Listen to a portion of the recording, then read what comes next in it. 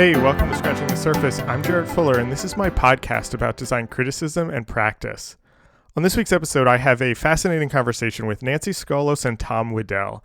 Nancy and Tom operate as Skolos+Wedell, where they are interested in diminishing the boundaries between graphic design and photography through collaged three-dimensional images that are influenced by painting, technology, and architecture. The couple are also longtime faculty members at RISD, and I'm pretty sure that they have been mentioned in almost every interview that I've done with the other RISD faculty and RISD alumni. Their influence on the school and the students there is vast, and I was so excited to finally have them on the show. In this episode, we talk about how they met and fell in love while students at Cranbrook and the influence their education there had on their career. We also talk about how design education has changed over the last 3 decades and how they think about balancing history and innovation, both in their own work and in design education and with their students. I learned so much from this conversation. As a somewhat new teacher, I felt like I got so much from talking to Nancy and Tom and just love their work and love how they think about these things. If you're a fan of the podcast and want to help support it, you can become a member for $5 a month or $50 a year. Members get an exclusive monthly newsletter that I think of as the director's commentary for the podcast. Each month I share additional content, I share episode previews, short essays related to the themes of the podcast, and whatever else happens to be on my mind that month. These memberships really help keep the podcast going. I just appreciate all of your support and hope that you enjoy this truly fascinating conversation with Nancy Skolos and Tom Wedell.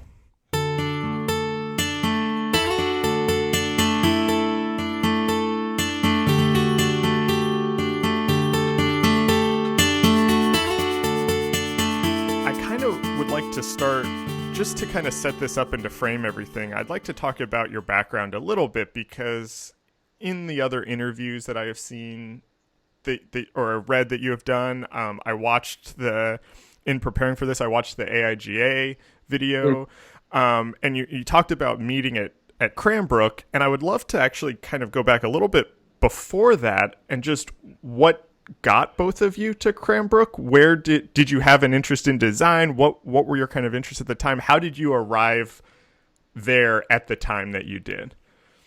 We both have completely different stories leading up to that, so okay, great. They might be a little bit involved. I think for it. Maybe Tom should go first. Because I'm older. You're from Michigan. So I'm from Michigan. You were yeah. a little closer to Cranbrook. I was closer to Cranbrook. Yeah. Okay. Well, I started in high school. Actually, it was like all kids. I was drawing and painting when I was, knee high to a grasshopper. But I started seriously in high school with architecture. I had a very fortunate situation, which was that the art program was crappy, which is what I really wanted. But the architecture program was really strong because they were very interested in getting young men and women out into the workforce. So they had all these drafting programs. So I had a very fortunate occurrence in my senior year when I needed a senior project, and most of the time you came up with a whatever, and I had a luck out when the shop teacher from down the hall came in and said, I need somebody to design a house, and I want it to be interesting and I want it to be unusual. It's a beach house, etc. And I was able to do all the drawings and get the house built. And it still stands today. So wow.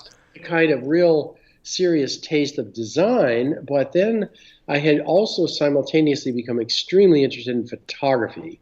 And so off from high school, I went undergraduate school in photography. I got an undergraduate degree from the University of Michigan.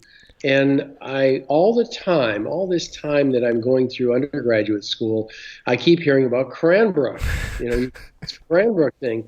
And I even went over with a couple of students who were applying to Cranbrook, and I never even thought about it. I thought, well, I don't care, and because they did not have photography. In fact, it was mostly fine arts stuff. And it was Kathy and Mike McCoy had just and I remember my last semester at Michigan, one of their posters appeared on the wall. And I thought, now that's a weird thing. I haven't seen anything like that. But I had to work for another year to get some money and start paying off my loans until I did realized that there was a new photo program over at Cranbrook. And so I went over for what was supposed to be a 15-minute interview in 3 hours and 20 minutes or something, because Carl Toth, who was the photography person who had just arrived, was really strong in theory. And I thought, now this is really something I've never had before.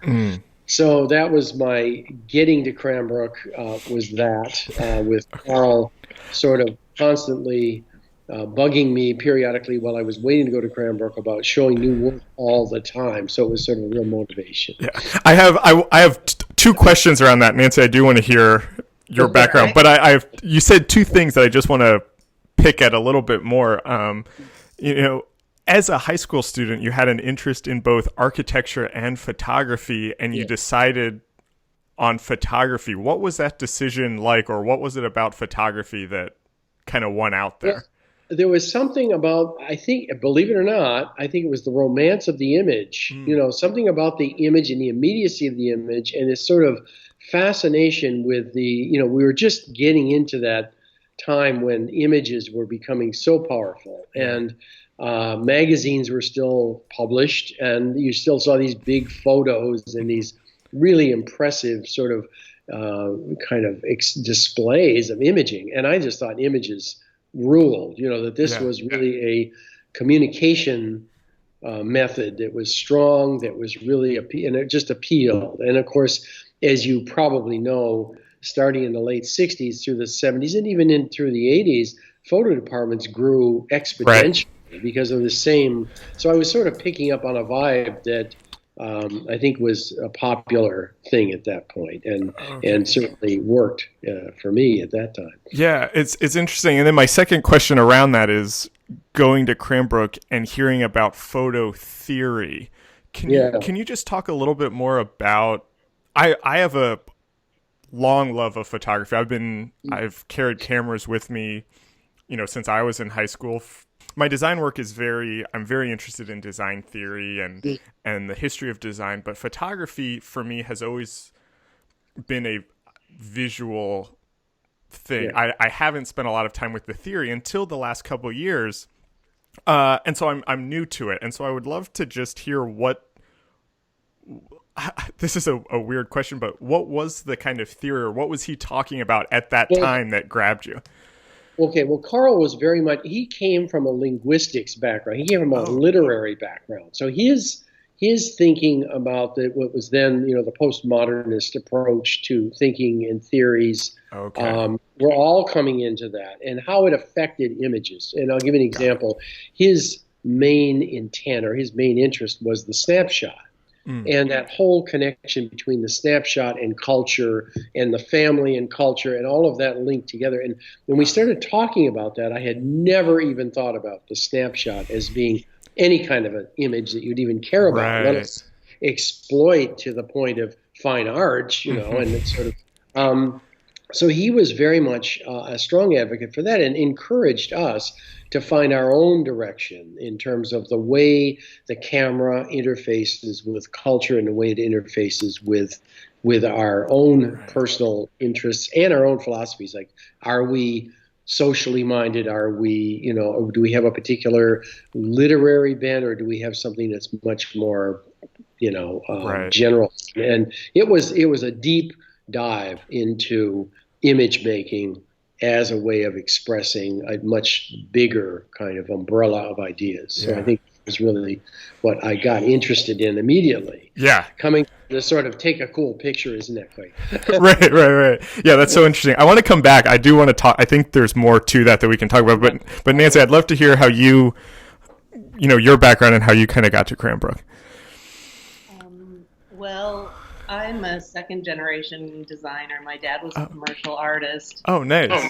And he went to school on the GI Bill and ended up at University of Cincinnati at the end of it, and decided to take design. And so he worked in Cincinnati for some big ad agencies doing packaging and things for Procter and Gamble.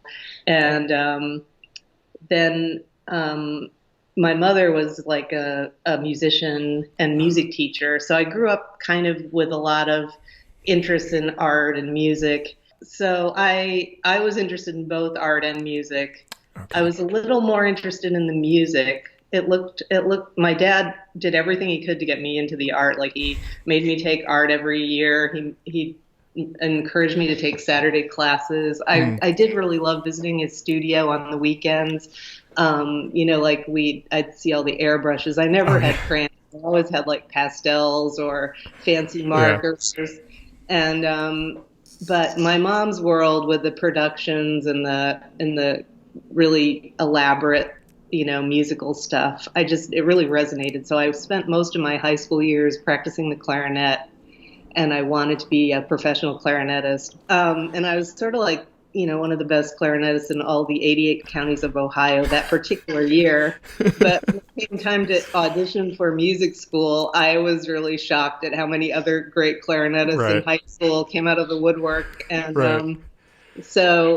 in a last minute decision, I came home one day. I'd only really applied to 3 schools, and they're all really hard to get into, and they were near my hometown, Lima, Ohio. We moved to Lima when I was about 6. Okay. So I came home one day from school, and there was a rejection letter from Oberlin, a rejection letter from Indiana University, and the only one I hadn't heard from was University of Cincinnati, and that had been my worst audition. So I this house and I turned on Mozart's clarinet concerto. My parents weren't home yet. My dog and cat were there, Dachshund and Siamese cat. And I sort of sobbed into the carpeting while they were standing there. And then I went to the phone and called University of Cincinnati and I said, "Hey, could you take my application and send it over to the design school?" Because I just did the math in my head. Like, if I can't even get into a school, I'm never going to really get a job. And they said, "Well, what kind of design do you want?" And I'm like, "What kind do you have?" And so they started rattling off, like, "Your design." I'm like, "No." So when they said industrial design, I said yes, because that's what my dad had done.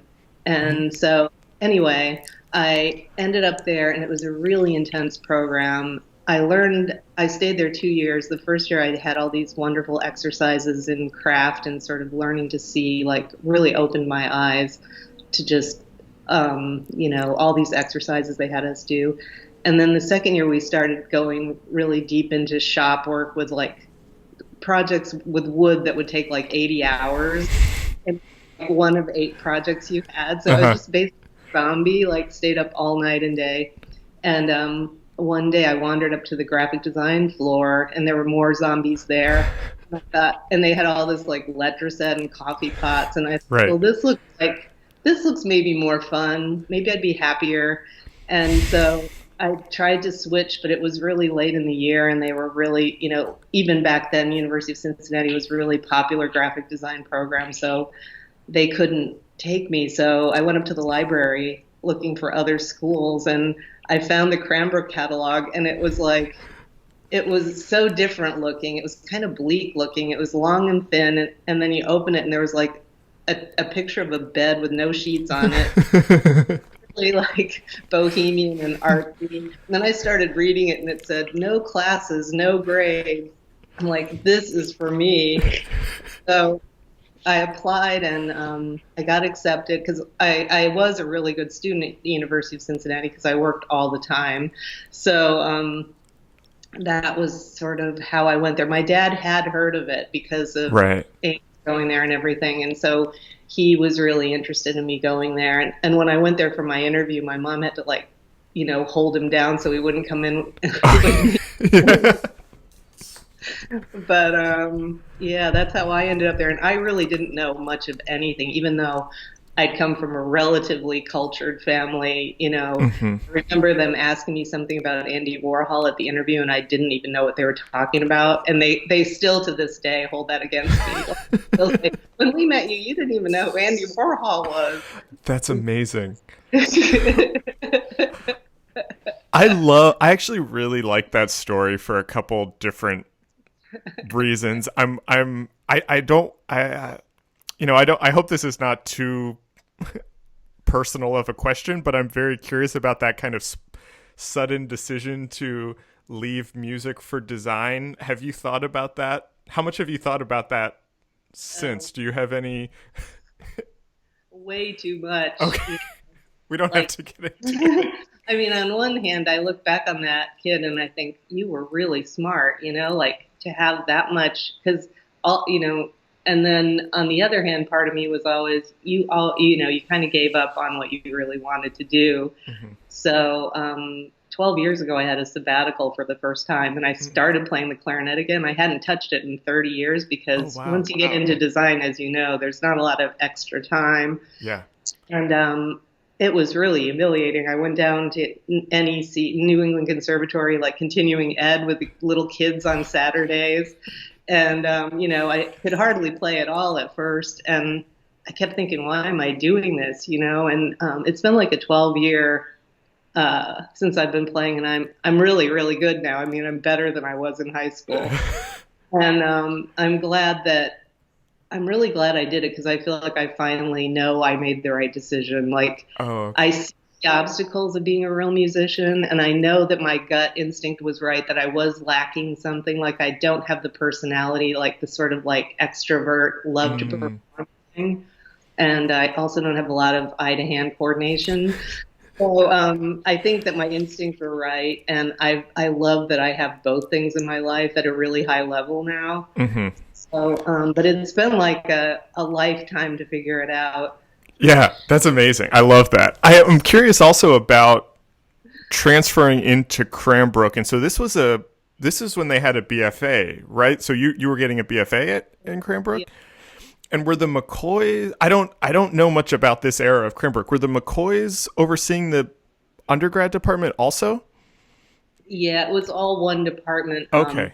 There were I think there were 20, like about 12 in each class. 12 in each, got about 24 students. We were total. mixed, and in I think there were maybe 4 undergrads altogether out of that. But in the whole school, there were 150 grads. There were 150 students, and only 5 of us were undergrads. So a lot of us were in the design program, and we all got. And it really was true. There were no classes. There were no grades.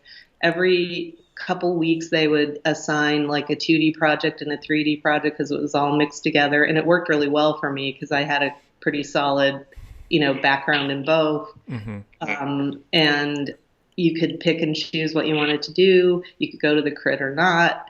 But the grad students were so much smarter and so much more mature. It was almost like having like 14 teachers, Right, yeah.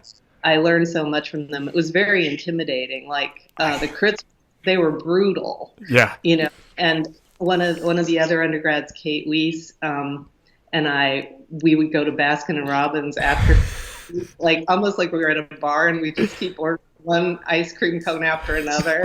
We were demoralized by this here in the crits. What was it like for you transferring in there? And this is kind of really your first graphic design experience at this point then, right? What was that?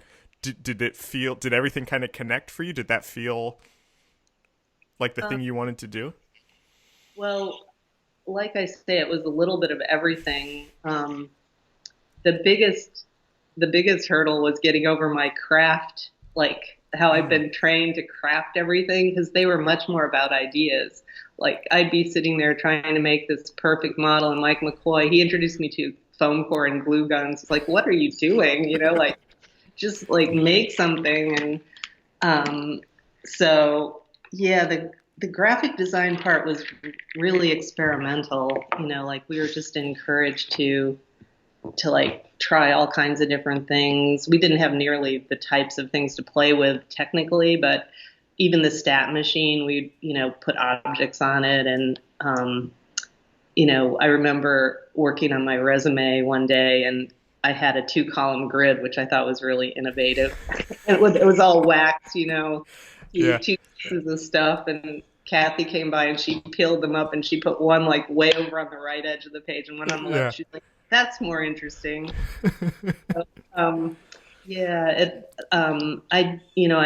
I really loved, I don't think that type of environment's for everyone. I mean, Elliot describes it as like, here's the museum, here's the library, here's the studio, figure it out, Yeah. It's like, but for the few people that it's for, it's like the best possible education, because the McCoys were always like looking forward. They were always traveling, looking outside of the school for ideas. And newness was actually what you were taught. You were taught how to have like antenna. Right. Like, and I think that's just such an innovative way to teach. Like, it's hard enough to just teach, let alone teach people to be innovators and to really research and think for themselves. Yeah. And I think that was the most valuable thing about the place. I ended up going to Yale for graphic design just because Cranbrook was so open, and I felt like I needed a little more like real traditional training. Right. But yeah. I think I should make a note also that Kathy and Mike were strong advocates in this idea of interdisciplinary because the departments, first of all the departments, they're sort of separate, but the reality is you would migrate from one department to another. I would take photographs over to the ceramics department for critique, or the painting department, or, and people would come in with their work and say, hey, I've been working on this painting. What do you guys think? And we go through. And so the approach they had was everybody was in the same place, really. Right. And so they mixed interiors in industrial and graphics all in one room. Mm-hmm. That's kind of how I got involved, because I was sort of in the darkroom one day and came out to get some light outside and walking across the courtyard, and Kathy was there, and she said, hey, you, and I said, yeah. Did you take pictures? I said, yeah. She said, oh, good, we need pictures. I said, okay. So I started working with the graphic design department, with the graphic design projects at that time. And then the industrial design, I think, as Mike had something, he said, can you take pictures of objects? I said, sure. And so it all became kind of strangely integrated very quickly, in as much as they allowed, I could just go to all the crits and sit in and then start getting involved, which is how I ended up staying a third year just in design, because I was already sort of integrated into the whole system. And Nancy was there. So well, that's exactly what my next question was kind of how did both of you start working together, or realize that there was both life and professional collaboration that could happen there? Well, at Cranbrook, our relationship was primarily romantic. Yes. It's such a romantic place. But Tom, insisted on sending me to graduate school. So when I was at Yale, the second year I was there, so this is the fourth year of our relationship by now. I get the project to do the Yale Symphony posters. So every couple weeks I had to generate a poster, and I wanted to see Tom every weekend. So we just thought, well, maybe we should try to do a poster together if we want to actually talk to each other or see each other. So by some magic, it really worked, because I think Tom, well, he can tell you about his collaborative talents. He just sort of he has a lot of experience collaborating. And he was always like we were always taking ideas and pushing them with photography, like right from the beginning. One of the first posters was for the Firebird suite, and we went to the hobby store and got all these feathers, and Tom said it'll be really fun because we can project them in like a 4x5 negative carrier onto Codolith, and they'll look like fire. And so like we just projected all these feathers, and then he never said, no, it can't be done. It was always like, yes, and it can be even more, So we never had any problem. In the beginning, there was a little more territory. Like he had ultimate veto power on the photo, and I did on the type, just so that we each had our own power thing. Mm-hmm. But we never really had to use it. And as the years went by, he's just as involved, in the type. It's like we kind of sketched the whole thing up together. It's a big meld, because the advantage at that time, because we'd already known each other 3 years, right, and we kind of knew we already had this rapport going. So the next jump was, well, let's work together. This is great, and it did. It worked. And the fact that there was a time pressure also helped in, I think, generating a real energy, a spark that we could, within a weekend, generate something of value that we could use, and that that made quite a difference. Yeah, we had to work fast. We had to work fast, Yeah. had to work precisely, but we also could work with just a bundle of ideas, and anything kind of could go. And we just said, yeah, let's do it that way. Yeah, Right. okay. Yeah. It's interesting to me. What I'm curious about is that you had this kind of collaboration where you were using your photography and you were using your design. You were bringing these together. You were kind of developing a methodology, a process, a style, even.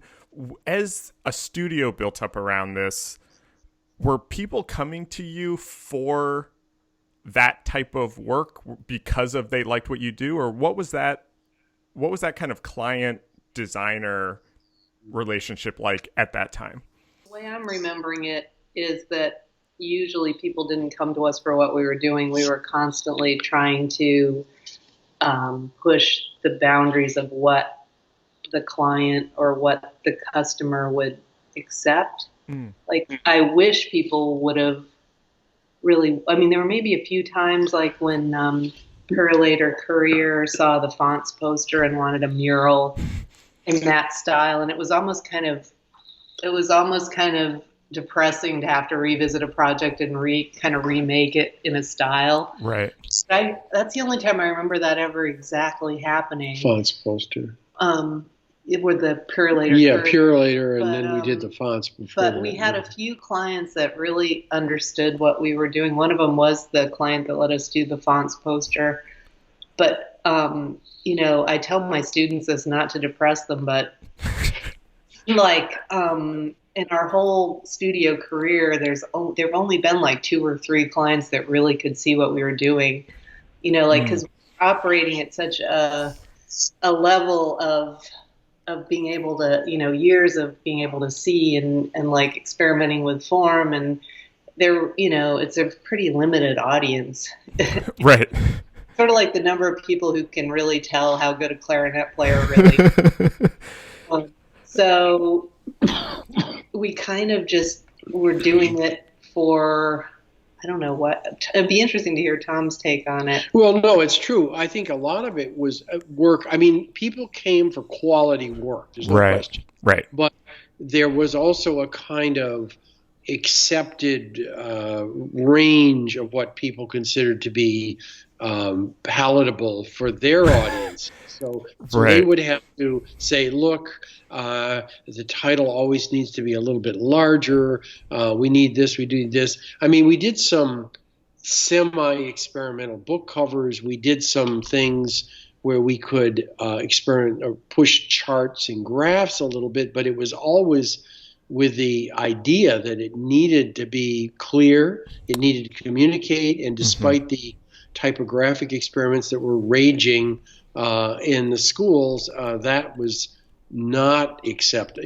That was just not where people were going yet. And of course, I think corporations and companies and even small businesses sort of go ahead forward with a rear view mirror outlook on graphics. Yeah. To look back and say, that worked, and we know that worked, so now we can have ours look like that. And, and very few come and say, you know what, I just need something that absolutely sets me apart and just goes crazy. And I think one of the few clients that we did have was the Lyceum Fellowship, which is what we see a lot of our posters. They were architects. It wasn't that way at first, really. They were nervous, like most clients, about how far we'd push it. But John McKee said it was like jumping off a high dive and hoping the pool was hoping there. The pool was there. So he understood architecture, and he understood that architecture was changing, and that it involved more theory in architecture as we get into the 80s and 90s. There's a lot of publications, and he's aware of these things. And so he understands that, and especially for the audience that we were making these posters for, which were students, this was a student competition that Lyceum was dealing with. The allowance, the tolerance level was quite high. And of course, pretty soon we could raise that bar up quite a ways. And say, we're going to jump over the big thing, because we're going to, make this really crazy. And we're to the point now. I mean, after 30, how many years? 32. It's embarrassing. Over 30 years, we've been making these posters, and Now it's just they just send us the program and just say, okay, make Right. your thing, and nobody even, I mean, they never see it. They don't say anything. No, because we're it's that rapport has now been so established. But that's interesting. And the other project that I can't believe I forgot is the Farrington guitar book, Nicholas Callaway. This was another one of the only times someone called us particularly for what we do. And it was the early 90s, and he said he'd been following our work since the Firebird poster we did at Yale. But he figured we were so busy that we wouldn't be in person. Like, are you kidding me? Yeah. So that was a really amazing project, especially because the guitars were so beautiful. Because a lot of times we had to use our imagination to make some really boring thing like accounting spreadsheets. Exciting, and here we had these beautiful objects, and we, I think one reason that we focused so much on composition in our early work is because the subjects weren't really that exciting. Right, but yeah. once it's an exciting subject, then you can really get into the meaning more. Well, there were a few things that could be done. Well, let me backtrack a little bit. The most interesting moment, I think, is in the Farrington interview. Nicholas Callaway and his assistant and Danny Farrington himself, who's the guitar maker, showed up at the studio in Boston, and we had arranged a meeting, and we were all kind of like, well, this is interesting. They came in and they would ask questions. They would say, well, do either of you play guitar? And we'd say no. And do you know anything about guitars? And we'd say no. And do you know anything about the construction of guitars? We'd say no. And then they would name these performers. Now, some of them we had heard of, but we hadn't really, we were a little more classically inclined. So those rock stuff, we kind of knew, I sort of know. But most of the time we'd just say, no, I don't really know the music. So no was our answer, and of course in my mind I'm thinking, sitting there, this is not going well. Right. This is such a bomb that I can see these guys any minute now walking out the door saying thanks, and then they said, well, we're interviewing, I don't know, 7 or 8 studios, however many they were doing, and they went through this whole thing, and finally Danny just sat there and said, you know what, these guys are perfect, and it was like, so we got the job on the spot, which was not supposed to happen. Right. Yeah. And reason for it, of course, is something I hadn't thought of, which is because we didn't know anything. Right. It meant that we were not going to give them what was already being done in the world of music and already being done in the publication world, that we were going to do something completely different. And that's what he wanted. And I said, oh my God. So we got this job. So it's like you suddenly get this job going, oh my God, now we got to actually do this thing, And with a little help from our friends, up at Eastman Kodak,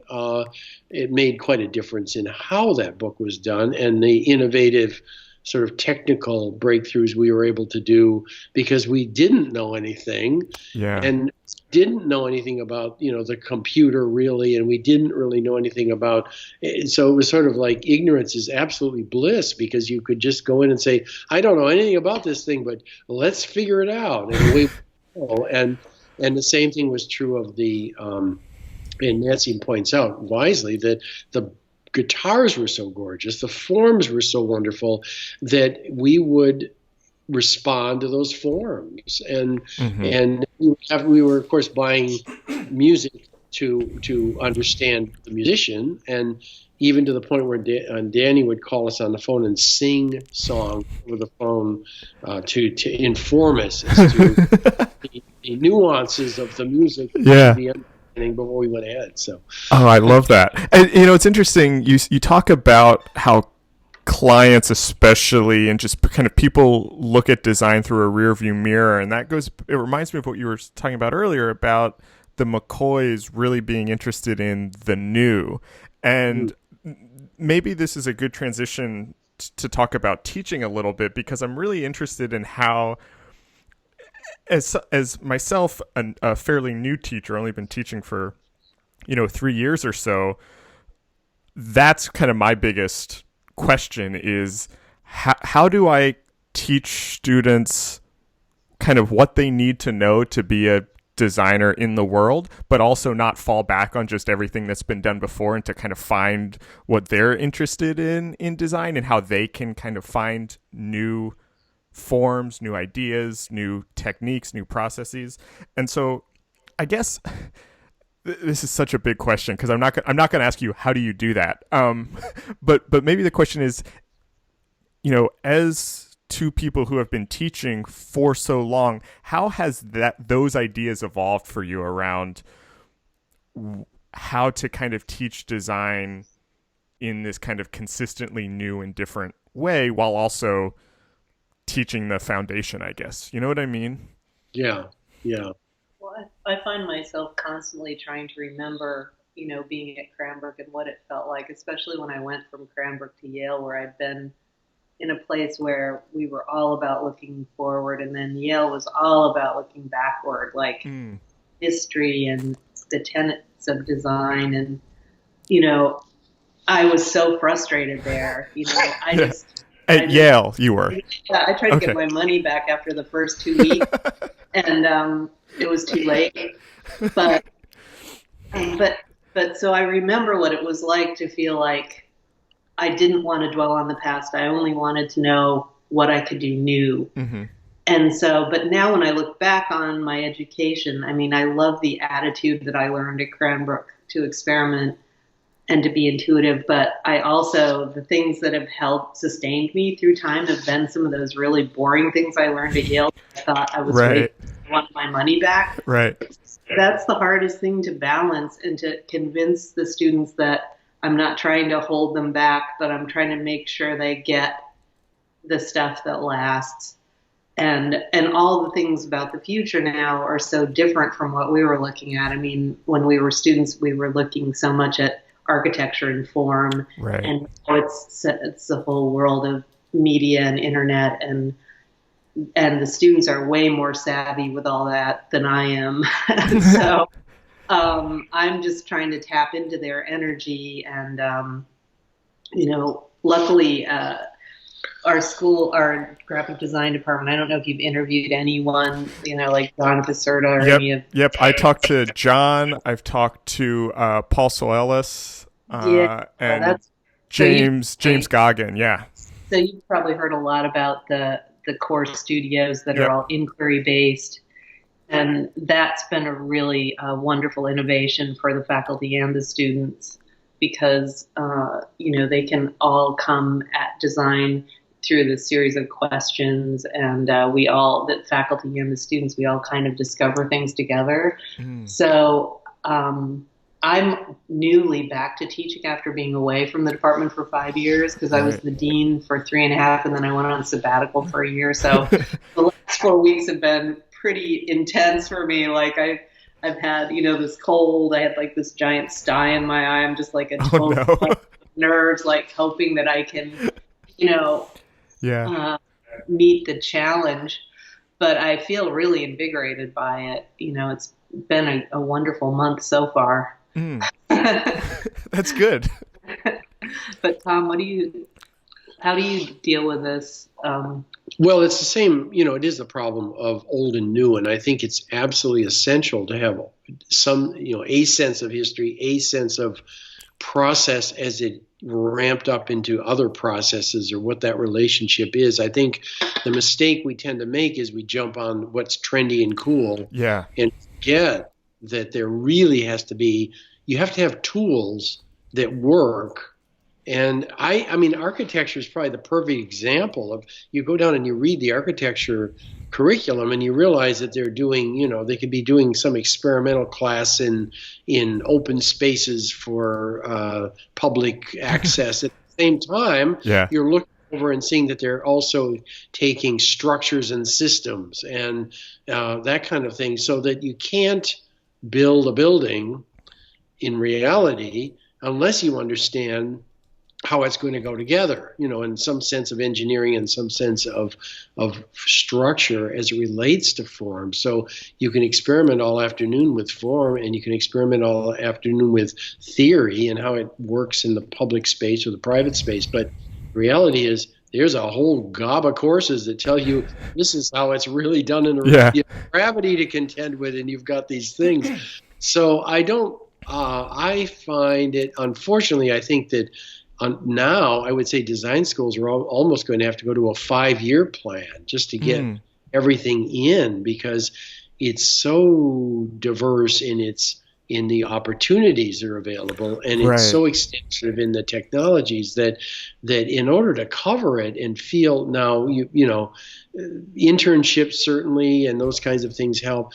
So it's a start. I mean, we really have to look at school as just a start. We can't say, once you graduate, you're such a finished product. I think that theory's gone. I don't think you're a finished product at all. I think it's rough-hewn, lumber that's going to make something somewhere. But and that's fine. I think that's kind of how we felt when we graduated. We kind of knew some stuff, but the reality is we had some real hard knocks learning events. Yeah. I have. It's so interesting to me, and I have what I think are going to be two questions. I'm going to try to ask them in a clear way. But talking about, when you mentioned like not just jumping on trends, I think is something that's really important. And I see this in my own students a lot. And it was the biggest shock to me when I started teaching. And it was the first time I felt like I was old. And I'm not that old. I'm only 10 years older than my students in most cases. How different I was surprised at how different they consume design in the world. And when I was their age, I loved design history, and I loved kind of looking at these designers and design culture, and I knew the names of quote unquote famous designers. And that's, at least with a lot of my students, that's not the case anymore. They're seeing design on Instagram and on Pinterest, and they often don't know the names of designers or where this stuff comes from. And so it becomes, they're much more aware of visual trends, but the context and the content is often erased because it's, these kind of quick scrolling in Instagram. And at first I was really kind of angry about that. And I thought that it was, a bad thing, but part of me is also think that it's kind of interesting that they're seeing design this way, and they're just kind of taking from all sorts of different things. And I really don't know how I feel about it. And so I guess the question that I'm kind of asking is, do you have thoughts on that? Because this is a new thing, even, since I was in school, and I'm curious how the students have changed and their kind of awareness of design has changed. Has that had to change how you think about teaching these things? You know what I mean? That was a weird way to phrase that. I think it's quite a question, because it's true. I think the consumption was always there. In other words, going to the library in my day and opening books and just looking at pictures was certainly something we did. But of course, the rate of consumption was Model T level compared to what we're doing now. And that, but it did influence your thinking. You kind of got into rhythms. You got into responsive. It was a responsive quality that you had, and then you went and created because you had this stuff in your head, but it wasn't sorted out necessarily. We did have, and I agree, more hero, because the way history was taught and the way things were presented, there was a little bit more of the hero as dominant figure. Here's Paul Rand, and everybody should bow down, and not question what that was. Although I think at Cranbrook that changed a bit once we were there, because things started being questioned every day. Is that really good? No, that's stupid. That kind of thing. But it was critical analysis. It wasn't just cool. I like it. I don't know. I don't like it. It was really a time to sort of pause and consider. I think that rate of consumption happens, but I think the better students, the students who are really going to get into this thing and not just pass through and do something else in their life, are going to be the student who will stop and consider. Maybe they don't attach names, but they will attempt to sort of make a contextual connection with what they're looking at. So I have a friend who gives an exercise where he says, I want you right now in this classroom to get out your computers, and I want you all to select like 50 pieces of design. Just grab them from anywhere and let's put them together. But then you have to look at them carefully. Then we're going to do an analysis.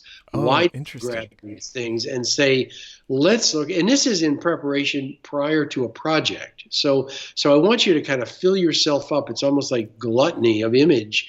Fill yourself up. Do not worry about the name. Do not worry about let's just do it. And then we're going to sort these things out in terms of context and what and really begin to kind of parse this out. And I thought that was a really interesting exercise, in-class exercise, that challenges people to say stop and look. And it kind of reflects, I think, another interesting approach, and I wish I could remember this woman's name, who's wonderful at Harvard, and I will remember it at some point, who's art history teacher at Harvard, and she takes her students to the museum and assigns, or they pick, a painting.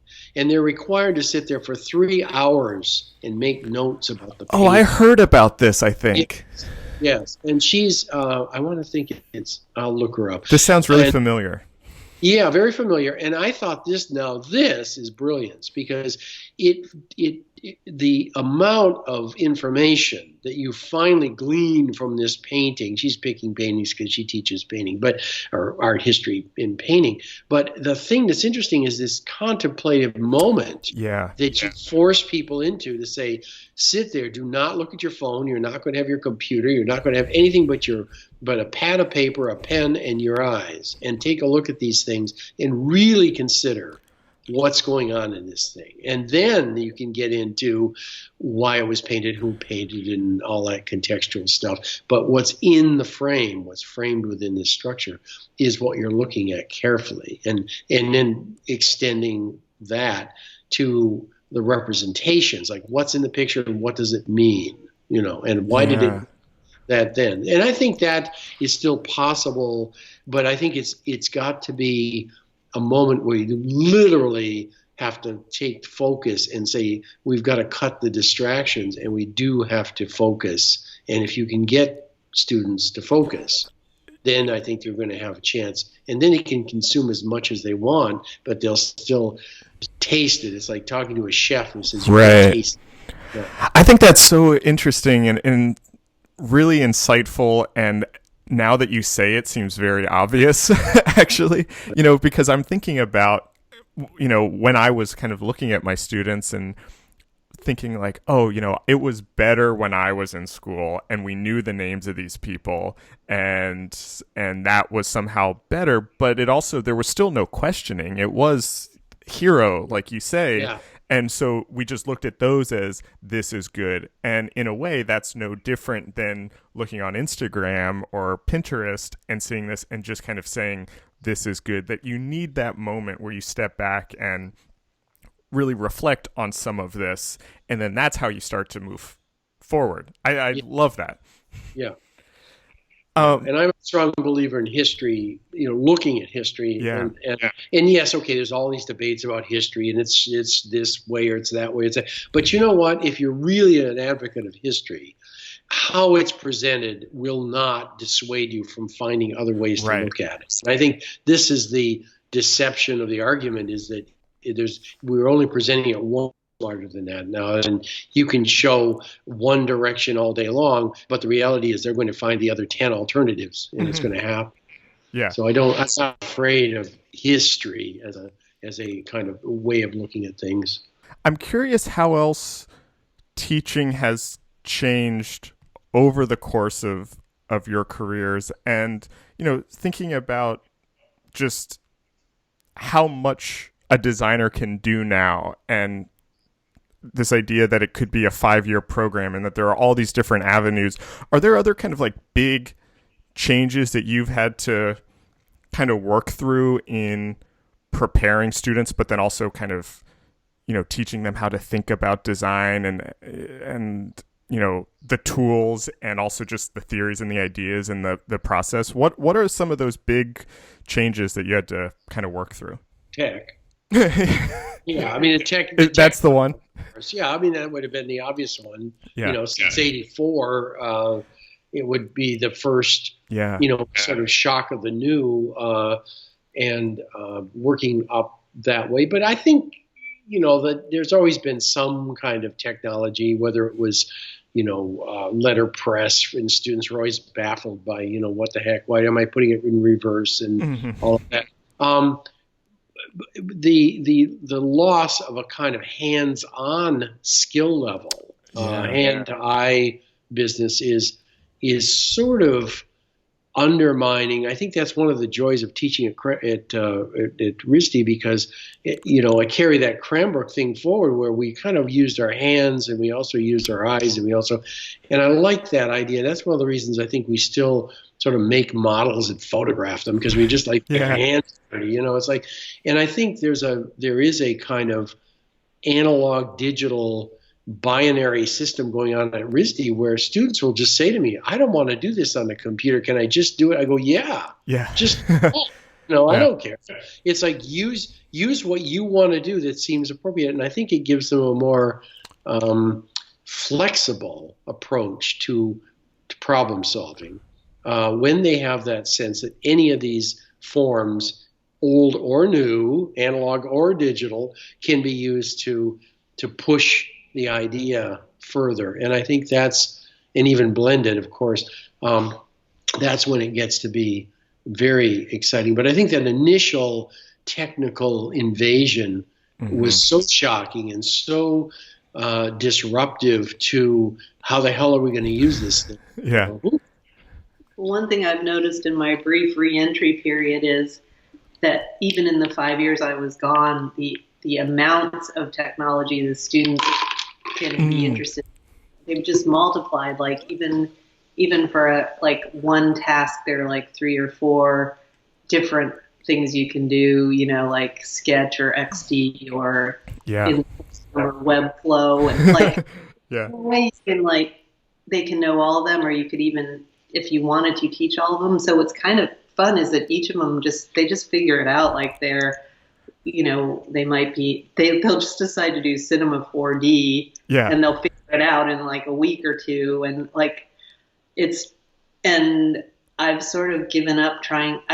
I've been also doing my own speed learning on the side, just because it's fun and just to try to get in the mindset of what their life must be like. Yeah.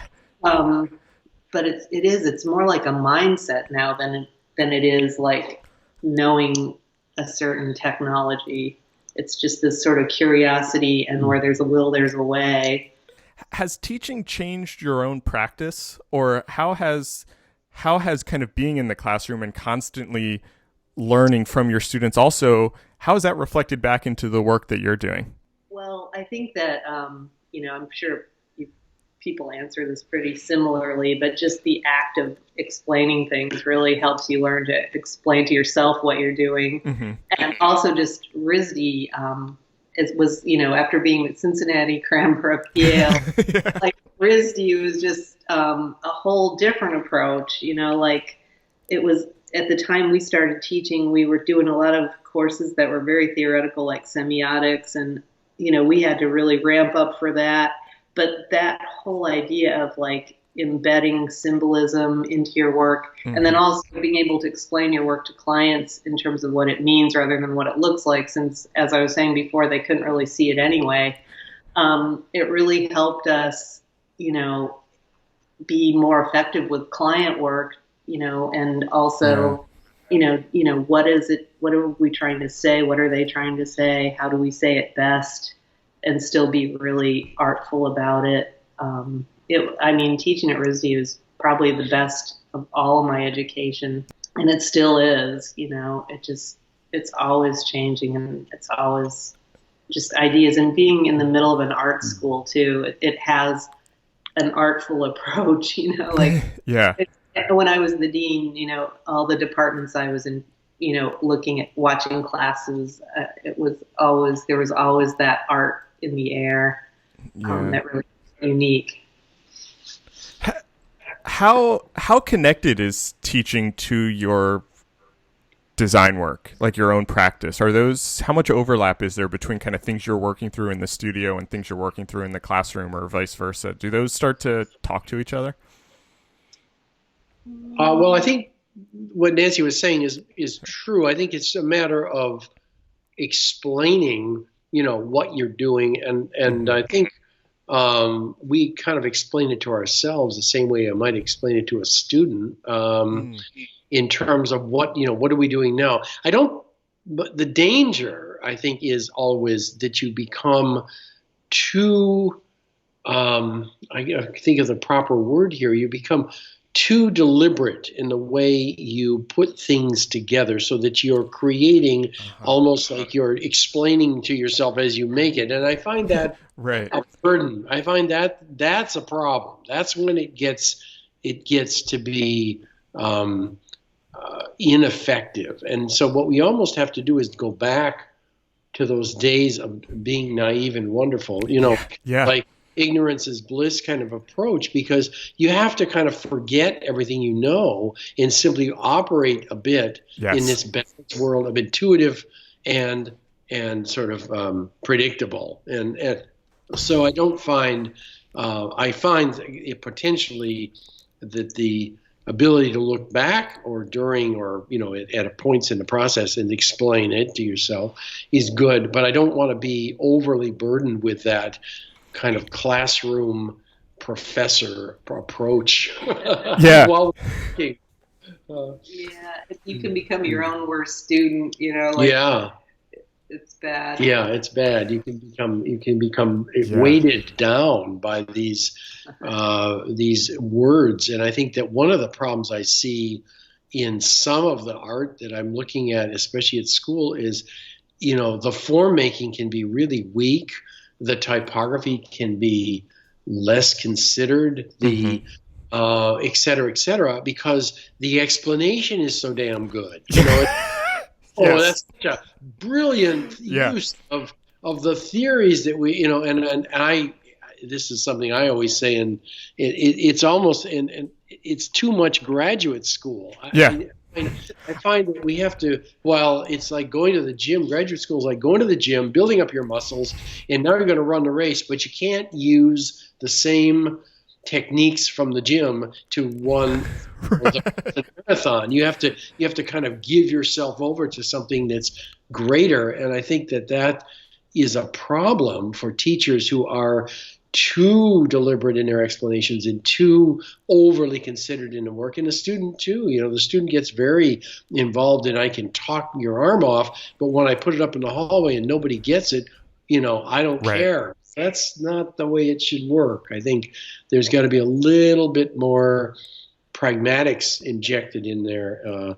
And so I think that's going to be the next phase, is figuring out that balance for the student. I think you are exactly right, and I am completely guilty of everything that you've just said. And I've been thinking, both in my own work and as a teacher, that I almost over-indexed on the theory and the ideas, that I stopped thinking about the form and the aesthetics. And I've been trying to kind of go back to when I was an undergraduate student and how little I knew about the theory, and I would just make things for the fun of making things, and how much more interesting that was. And how can I bring those two sides together is something that's been on my mind a lot the past couple of months. And so it was great to kind of hear you articulate that. That's the next big challenge in education. It really is.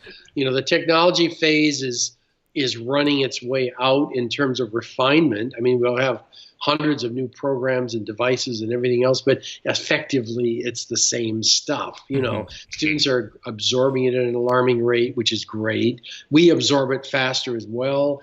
So that isn't the shock of education. The shock of education is, can we get back to a point where, as you say, you just have the fun of making something. You don't worry about overly explaining it or justifying it or any of that stuff. And I think that will be a real, next 5 to 10 year challenge for educators. My last question, I'm curious, you've mentioned some people who have, kind of have influenced you, but the last question, and this is something I ask everybody, is, who are the either the designers or the authors, or what are the books, or like who are the people that have really influenced you and the way that both of you think about your work as designers, as photographers, as teachers, as kind of makers in the world? Who are the people you find yourself kind of returning to again and again? Well, it's not really, my references aren't very fashionable. That's okay. They're mostly European modernist Okay. things. But I have to be honest that what I still, really keep coming back to is a lot of the ideas from modern painting. I feel like there's so much there that's yet to be exploited in terms of just two-dimensional design, simultaneity, abstraction, composition, balance. Because I really like abstraction. I like geometry. Yeah. I think it's the music influence. I like sensation. I'm not really that into narrative. So I always look at music. I always look at color. I look at things that are like distilled down into just a sensation. And that's what I'm the most excited about. I always joke that when I'm in the nursing home, as long as I have like a color aid pack, I'll be happy. Just looking at I love that. Pick a color each day and just stare at it. Yeah.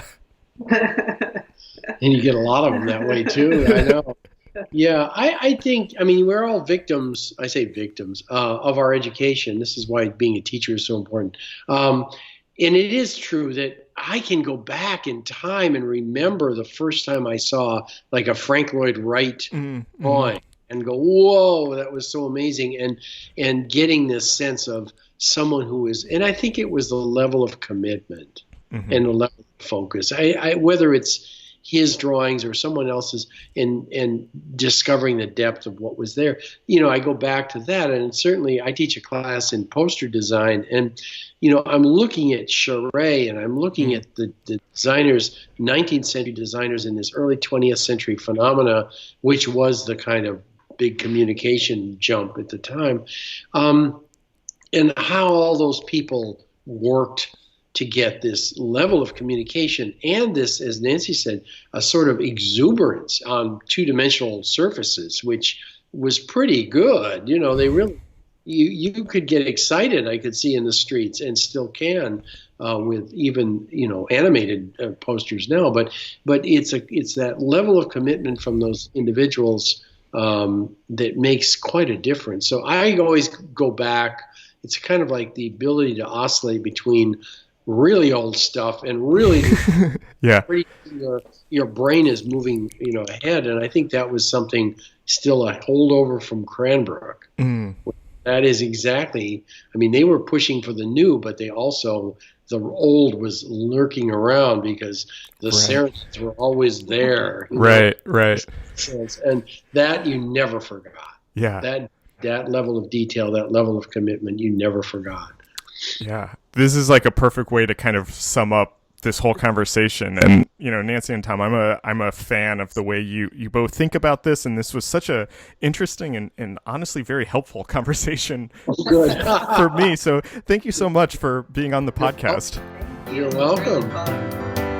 This episode was recorded on October 7th, 2018. Our theme music is by Andy Borgasani. We're on Twitter and Instagram at Surface Podcast. You can find us wherever you get your podcasts and at scratchingthesurface.fm. Thanks for listening.